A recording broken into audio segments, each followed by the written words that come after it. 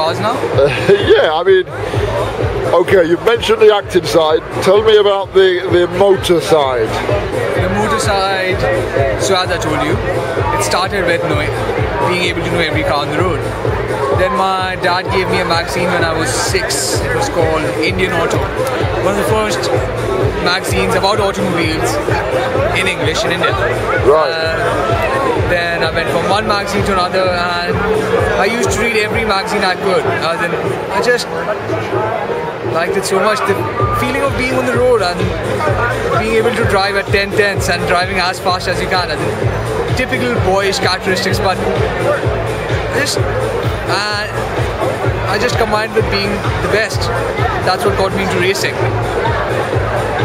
Although the first racing car I came across was a Le Mans car, a Le Mans prototype. They are things that are completely alien when you first look at them. They've got lights they've got a very small nose, a very long tail, a short cockpit. They look like fighter jets. And the ones that I fell in love with, the first one were inspired by a car called the Porsche 917 from 1970. I heard of that, which was raced by my hero, Steve Mcqueen.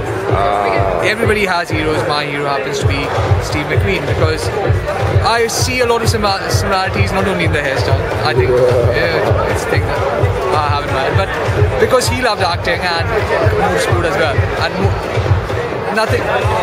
he made Le Mans, the movie where he actually took a car that was racing Le Mans, put cameras on it, and filmed the entire sequence. He had a very good taste in cars. He liked Porsches, which are... See, Ferraris are for people who are passionate, but who are not pragmatic. And Porsche has a more holistic and a functional approach to engineering. Let me ask you a question, okay? This is quite a deep one, but I want to see how you take this one, right? Yeah. I've always been interested in psychology. There was a racer called Ayrton Senna. You remember the guy? Ayrton Senna, yes. Do you believe in dying for what you love in this life?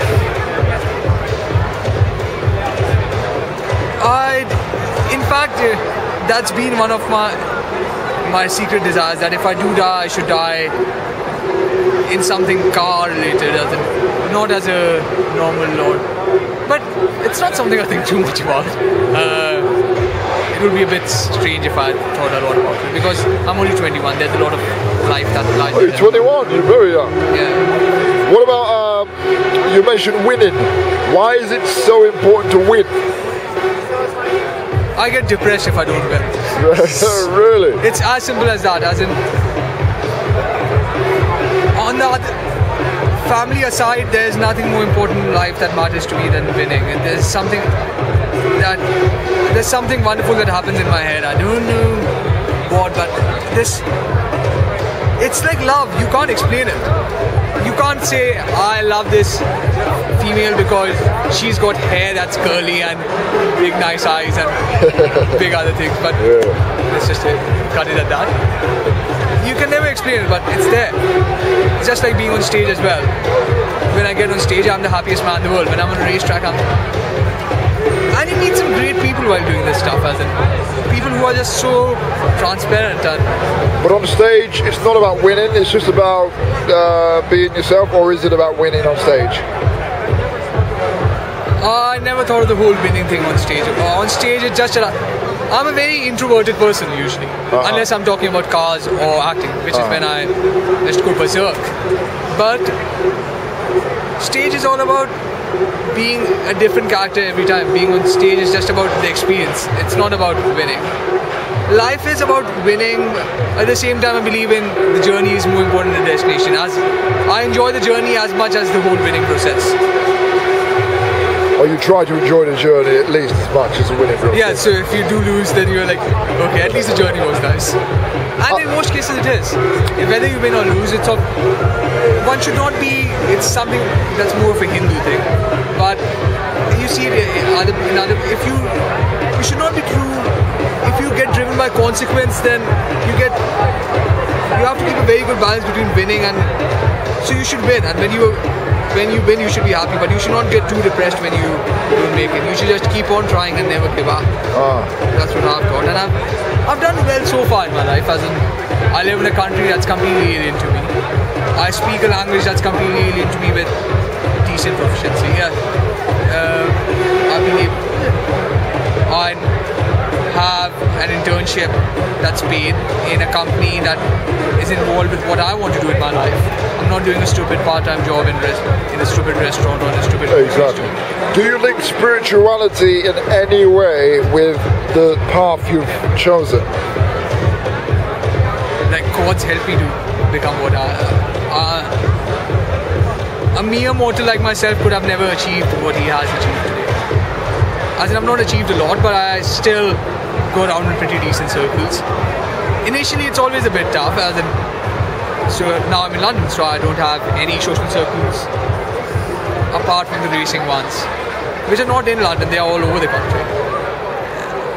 But yeah, spirituality, God, and I think it's fairly important to believe in God. I can't see how you can survive without him or her.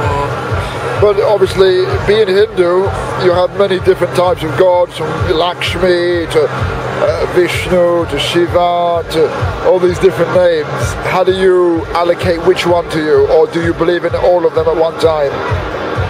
I believe in two, but at times I just address God, like just one God, because who are the two? I think God is just one human being. Different people call him by different names, but that's just because of cultures. They can't. Human beings just drifted away in different places, like I have drifted away, and I'll drift away again to the United States. I believe in innovation through commitment. If I can do that, if I can complete the things that I wanted to do in life, meet a lot of good people who my heart says that people who've got their morals and values right. That's another thing that comes with spirituality, like being religious, and you have a certain degree of commitment to a God and a certain degree of commitment to being right. And most of successful people hence are religious. You don't find many atheists who do well in life. And your name, my friend? What's your name? Aneesh. Aneesh. We love and appreciate your time. Thank you. Thank you for the interview. It was a pleasure talking to you.